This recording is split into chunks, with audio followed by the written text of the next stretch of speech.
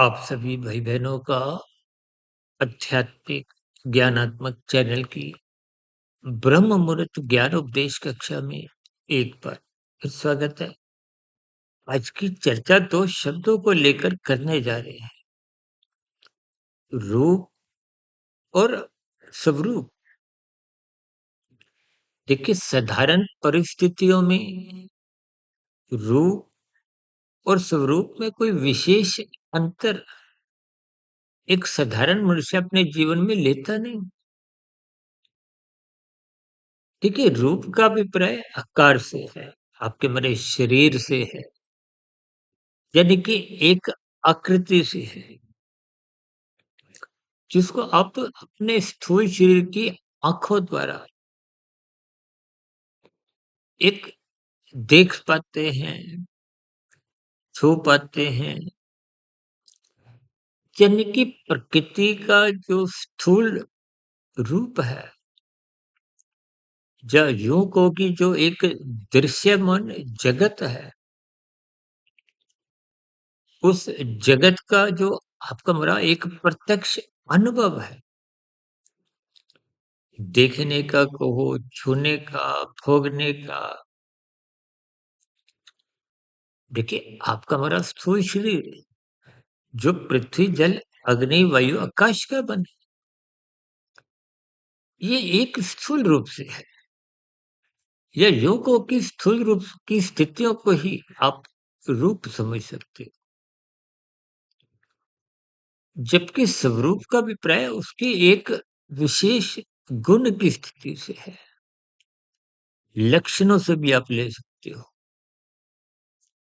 जिसको भले ही आप प्रत्यक्ष रूप से कोई देखने का विषय नहीं, लेकिन वो आपके हमारी एक अनुभूति की स्थिति है।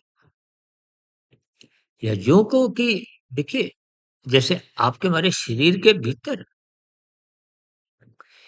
एक सूक्ष्म शरीर है, सूक्ष्म शरीर के भीतर एक कारण शरीर है।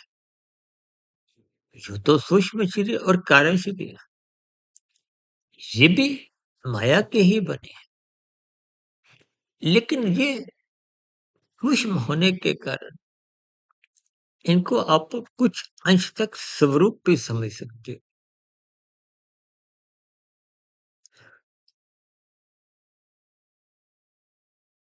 दूसरे सरल शब्दों में, जैसे-जैसे आप स्थूल से सूक्ष्म की ओर सापेक्ष दृष्टिकोण से जाते हो, तो वो एक स्वरूप की स्थिति है। जो तो देखिए, ये भौतिक प्रकृति का जो एक 24 तत्वों का ब्रह्मांड है, इसमें देखिए पृथ्वी तत्व एक 24वां घटक है। यानी कि जो पृथ्वी तत्व है, अब आपके हमारे शरीर में भी तो देखिए इस पृथ्वी तत्व की एक विशेष प्रधानता मानी गई है। पृथ्वी से कम एक स्थूल रूप जल का है, फिर अग्नि का। देखिए, अग्नि और जल तो फिर भी आप देखते हो, छू पाते हो, जबकि वायु जो अग्नि से भी सूक्ष्म है, इसका एक स्पर्श रूपी बोध होता है, देख नहीं पाते। और आकाश का तो बिल्कुल भी आपको में बोधहीन भी नहीं होता। और इससे और सूक्ष्म स्थितियां तो देखिए भीतर में, क्योंकि ब्रह्मांड 24 तत्वों का है, और इन 24 तत्वों में 3 गुण, तमोगुण, रजोगुण और सतोगुण, इन तीनों को, सम अवस्था को, एक इकाई को एक 24वां तत्व माना गया। और इस एक तत्व को हो, 24वां तत्व को हो, प्रथम तत्व को हो, इससे 23 तत्वों का विस्तार होता है। यानी कि 23 तत्व अनित्य हैं। क्योंकि शास्त्रों में 3 नित्य तत्वों की बात आती है। प्रकृति के 3 गुण, माया को हो, प्रकृति को हो, ये जड़ माने गए हैं। अब इन 3 गुणों के लक्षणों को आप स्वरूप समझ सकते हो। लेकिन तकनीकी रूप से तो शास्त्रों में देखिए आत्मा को ज्ञान स्वरूप कहा है। आत्मा शब्द के साथ रूप शब्द नहीं लगता, स्वरूप कहा जाता है। और प्रकृति के 3 गुणों को भी आप उसको लक्षणों के आधार पे स्वरूप के सापेक्ष दृष्टिकोण से समझ सकते हो। जबकि परमात्मा को अनंत स्वरूप कहा जाता है। देखिए जब हम सापेक्ष दृष्टिकोण से कुछ एक अलग-अलग विश्लेषण करते हैं, तो हमें सूक्ष्म स्थितियों पर एक विशेष ध्यान देना होता है। क्योंकि तकनीकी रूप से तो माया, प्रकृति के 3 गुण ये जड़ ही है। अब इन जड़ में सापेक्ष दृष्टिकोण से ये पृथ्वी तत्व अंतिम 24वां अंतिम घटक है। जैसे प्रथम घटक 3 गुणों की सम अवस्था को हो, 3 गुण को हो, तमोगुण, रजोगुण और सतोगुण को हो। और उन 3 गुणों से ही 23 तत्वों का जो एक पसारा है, विस्तार है, परिवार है। और उस परिवार में भी 23 तत्वों का जो अंतिम स्थूल घटक वो पृथ्वी है। देखिए जितना-जितना आप इन सूक्ष्म स्थितियों को समझते जाओगे, भले ही ये माया की स्थितियाँ हैं, तो फिर आपको जो चेतन सत्ता है, आत्मा और परमात्मा, इनको समझने में फिर आसानी हो जाती है। यूँ तो देखिए ये सभी विषय बहुत ही सूक्ष्म स्तर पर कभी-कभी समझ आते-आते भी कभी-कभी लगता है कि समझ कुछ भी नहीं आया। और कभी-कभी ऐसा महसूस होता है कि ये ब्रह्मांड को हो,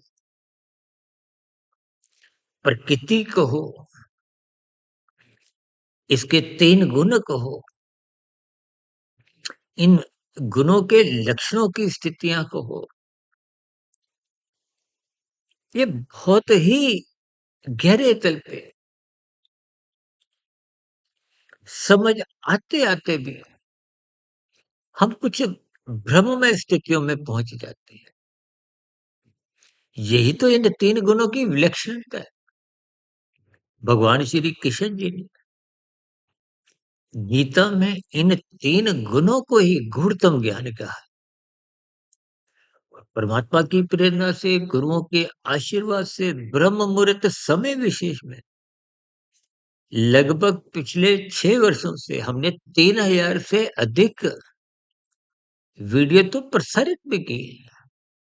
यानी कि अब तक प्रसारित हो चुकी ज्ञान कक्षाएं लगभग 3000 हो चुकी। लेकिन फिर भी देखिए सुबह तो हम कुछ गंभीर विषय जैसे आज का विषय है ब्रह्म मुहूर्त ज्ञान उपदेश कक्षा में हम कुछ सैद्धांतिक कथनों पर कुछ गंभीर विषय उठाते हैं। और दिन में तो देखिए आध्यात्मिक ऑक्सीजन के अंतर्गत हम कुछ लघु ज्ञान संदेश, कुछ शब्दों को लेके, कुछ वाक्यों को लेकर एक संक्षेप में, ताकि एक साधारण मनुष्य के मन बुद्धि के स्तर पर कुछ शास्त्रों के प्रति रुचि उत्पन्न हो, कुछ आरंभिक ज्ञान समझ में आए। और शाम को देखिए सर्व कल्याण वृक्ष में हम आप भाई बहनों के कुछ प्रश्नों को या एक साधारण संसारी स्थितियों को प्रकृति के 3 गुणों से और 3 गुणों से संबंध आपके बने 3 शरीर, स्थूल शरीर, सूक्ष्म शरीर और कारण शरीर से लिया जाता है। जैसे अभी आपने बताया, स्थूल शरीर हमारा प्रत्यक्ष रूप से दृश्यमान है।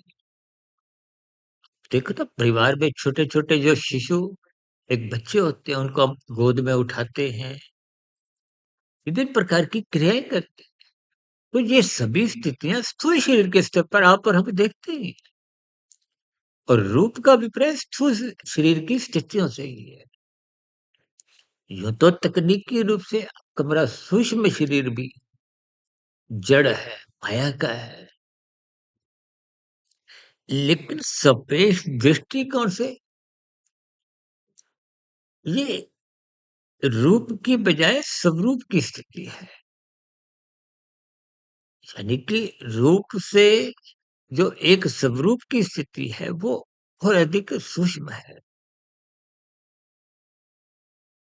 हालाँकि एक बार हमने देखिए हमारे घरों में जो दीवार पे घड़ी लगी होती है, उसकी 3 सुइयों से भी हम 3 शरीरों का विभिन्न प्रकार की स्थितियों का कुछ ज्ञान देते हैं। अब देखिए ना सेकंड की सुई तो भागती हुई नजर आती है। यानी कि जो दृश्य जगत है, आपका हमारा जो शरीर है, ये चलता फिरता नजर आता है। उसको आप सेकंड की सुई कहो। यानी कि रूप के स्तर पर स्थूल शरीर का प्रत्यक्ष स्वयं का, दूसरों का, सबका ही एक बहुत बना रहता है। जबकि सूक्ष्म शरीर मन बुद्धि का बहुत ही एकाग्र स्थिति में को में कुछ बोध होता है कि दूसरों को तो मन बुद्धि में क्या चल रहा है वो भी हमें बोध नहीं होता। यानी कि स्थूल शरीर अपना भी नजर आता है, दूसरों का भी और भी दृश्य जगत ये रूप की स्थितियां प्रत्यक्ष रूप से नजर आती है। जबकि सूक्ष्म शरीर जैसे मिनट की सुई सरकती हुई नजर नहीं आती, बहुत ही एकाग्र स्थिति में कुछ महसूस होता है, बोध होता है। यानी कि अपने स्वयं के मन बुद्धि का आंशिक बोध होता है। जबकि कारण शरीर यहाँ आपका हमारा कर्मशय रहता है, संस्कार रहते हैं। ठीक है, स्थूल शरीर के स्तर पर जो आप कर्म क्रियाएं करते हैं, फल पाने के हेतु उसका कर्मशय बनता है, कर्मशय के साथ-साथ उसके संस्कार बनते हैं। जबकि मानसिक स्तर पर देखिए कर्मशय नहीं बनता, केवल संस्कार बनते हैं। जब कभी हम कहते हैं ना, अब जो मनुष्य लाल बत्ती पे नहीं रुका, भागा है, तो उसका देखिए चालान कटता है, वो स्थूल शरीर के स्तर पर। कुछ मनुष्य देखिए स्थूल शरीर के स्तर पर तो रुके हुए हैं, चालान नहीं करता, लेकिन मन के स्तर पर भागने की स्थितियाँ, उनके विचारों की स्थितियाँ निरंतर बनी हुई। तो फिर ऐसी स्थितियों में उनका चालान तो नहीं कटता, लेकिन मानसिक स्तर पर बुरे विचार, संस्कार बनते जाते हैं। यानी कि मानसिक स्तर क्रमशः नहीं बनता, संस्कार बनते हैं। जबकि शारीरिक स्तर पर क्रमशः बनता है और संस्कार भी बनते हैं। यानी कि कारण शरीर को आप घंटे की सुई जैसी स्थिति पे आप 1, 2, 4 घंटे घड़ी के सामने भी खड़े हो जाए तो आपको बोध नहीं होता। लेकिन वो 3 से 4, 4 से 5 आगे बढ़ती है, लेकिन उसका आँखों में बोध नहीं होता। ठीक इसी तरह स्थूल शरीर से कम जो सूक्ष्म स्थिति है, उसको आप स्वरूप से मन बुद्धि की स्थितियाँ ले सकते हो और कारण शरीर में संस्कारों की स्थितियों को आप एक सूक्ष्म स्तर पर स्वरूप से जोड़ सकते हो। अब और भीतर चलने पे जो आत्मा की स्थिति है, कहते हैं ना अपने आत्म स्वरूप में स्थित हो, इसका मतलब ज्ञानमय स्थिति से होता है। अब ज्ञानमय स्थिति में रहने का मतलब ही क्या है? कि हम अपने स्वरूप में स्थित हो जाते हैं। क्योंकि मनुष्य जोनि क्यों हमें परमात्मा को पाने के लिए मिली है। या यूं को कि परमात्मा की सम्मुखता बनी रहने से आपका हमारा ज्ञान कभी अवृत नहीं होता। दूसरे सरल शब्दों में जब आप सत्वगुण का संग करते हो, देखिए प्रकृति के 3 गुण तमोगुण, रजोगुण और सत्वगुण ये निरंतर बने रहते हैं। 8-8 घंटे की स्थितियां हैं, एक गुण प्रधान, दूसरा गौण, तीसरा अति गौण होता है। शाम को सूर्य के ढलते 8 घंटे की तमोगुण की प्रधान स्थितियां होती हैं। आरंभिक 2 घंटे 40 मिनट में वो गुजरा हुआ रजोगुण गौण होता है और आने वाला सत्वगुण अति गौण होता है। उसके बाद में घोर तमोगुण की स्थिति, फिर उसके बाद के 2 घंटे 40 मिनट में तमोगुण तो प्रधान होता है, अब गुजरा हुआ रजोगुण गौण हो जाता है और आने वाला सत्वगुण अति गौण की स्थिति में होता है। इसी तरह हम देखिए सूर्य निकलने से पूर्व का जो शुद्ध सत्वगुण की स्थिति को ब्रह्म मुहूर्त कहते हैं और सूर्य निकलने के बाद की स्थिति को भी सत्वगुण ही कहा जाता है, लेकिन वो आने वाले रजोगुण से संसारी स्थितियों से कुछ कमजोर होने लगता है। देखिए जी गुणों के लक्षणों की एक स्वरूप की स्थिति को आपने समझना है, क्योंकि रूप में परिवर्तन होते रहते हैं। स्वरूप में मुख्य स्तर पर परिवर्तन नहीं होता। तो आपके हमारी आत्मा का भी ज्ञान कमजोर हो जाता है कब? जब आप सत्संग नहीं करते, रजोगुण का संग करते हैं और जब आप तमोगुण में निषेध कार्य करते हो, कानून का उल्लंघन करते हो, शास्त्र विरुद्ध पाप कर्म करते हो, तो वो अज्ञानता की स्थितियां बन जाती है। यानी तब कि हमारी आत्मा का स्वरूप लगभग बहुत कमजोर हो जाता है। तो फिर जब आत्मा का स्वरूप कमजोर हो जाता है, तो परमात्मा की विमुखता बन जाती है। देखिए आत्मा ज्ञान स्वरूप है, परमात्मा आनंद स्वरूप सत्ता है। परमात्मा की सम्मुखता तभी बन पाती है जब आत्मा 50% से अधिक अनुपात में जागी हो।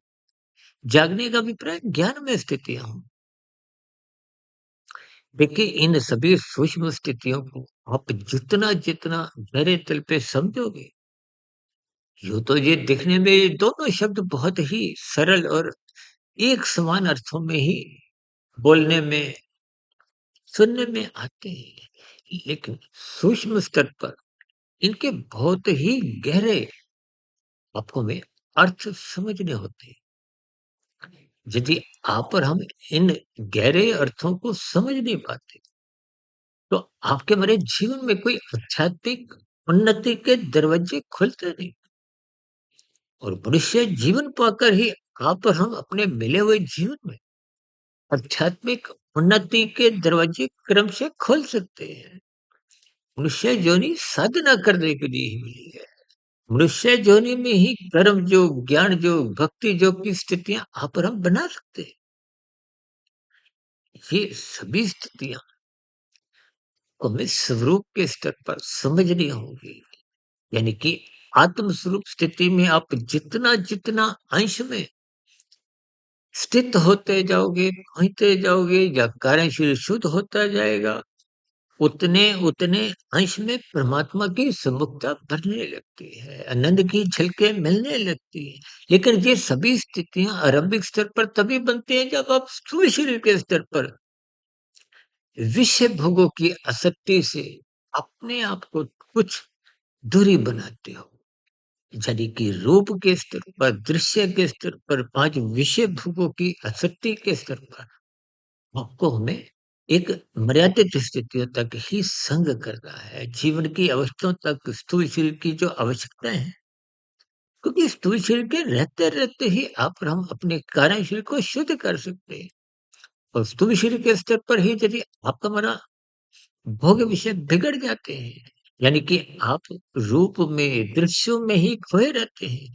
तो फिर आप क्रमशः अपने मन बुद्धि के स्तर पर, सूक्ष्म शरीर के स्तर पर अपने उस स्वरूप को पहचान नहीं पाते। कारण शरीर के संस्कारों की स्थितियों को पहचान नहीं पाते। तो फिर आत्मा परमात्मा का संबंध जो एक नित्य स्थिति है, उसमें आप और हम स्थित हो नहीं पाते। इसलिए इन सभी स्थितियों में, यानी कि अपने स्वरूप में स्थित होने के लिए, तो हमें रूप की स्थितियों से एक आवश्यक दूरी बनानी होगी।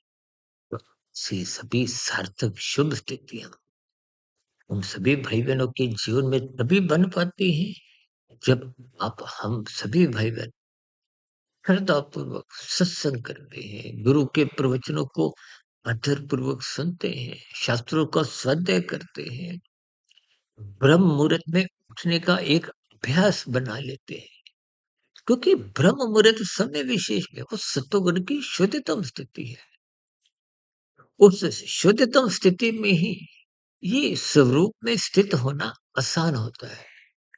ऐसी सभी सार्थक शुभ स्थितियां हम सभी भाई बहनों के जीवन में तभी बन पाती हैं, जब हम श्रद्धा पूर्वक सत्संग करते हुए ब्रह्म मुहूर्त में मन बुद्धि के स्तर पर उन पर चिंतन मनन शोध की स्थितियां बनाते हैं।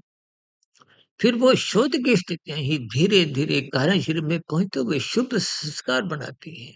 शुभ संस्कार बनने से ही वो पहले के बुरे संस्कार जो आपको में रूप की स्थितियों में, दृश्य जगत में, पांच विषय भोगों की असत्यों में उलझाए हुए थे, और उन विषय भोगों की असत्य ही मनुष्य से कानून का उल्लंघन करवाती है, पाप कर्म करवाती है, और मनुष्य का कर्मशः संस्कार बिगड़ते हैं। और ये जो 80 लाख प्रकार की तामसी दंडमय निकृष्ट योनि है, उन योनियों में तभी जाना पड़ता है जब आपका हमारा क्रमशः बिगड़ जाता है। बिगड़ने का अभिप्राय अधिक अनुपात में बढ़ जाता है। इसलिए हम सभी भाई बहनों को इन रूप की स्थितियों से ऊपर उठते हुए अपने मूल स्वरूप में स्थित होना है, ताकि परमात्मा की सम्मुखता क्रमशः बनती जाए, मिला हुआ जीवन सफल हो, सार्थक हो।